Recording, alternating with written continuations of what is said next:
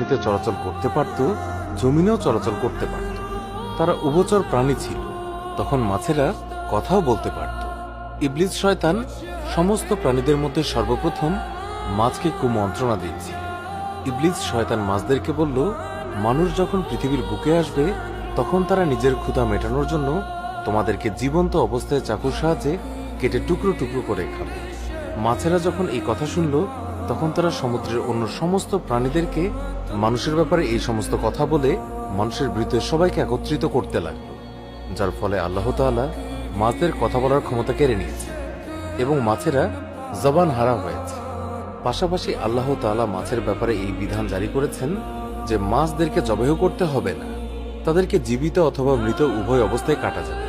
অন্য সকল প্রাণীকে আল্লাহর নাম নিয়ে জবাই করার যে বিধান প্রযোজ্য সেটা মাছের ক্ষেত্রে প্রযোজ্য হবে না, কেননা আমি তোমাদের জীবনকে পানির মাঝে সীমাবদ্ধ করে দেব। মাছের উদ্দেশ্যে বলা হলো, তোমাদেরকে যখন পানি থেকে ওঠানো হবে তখন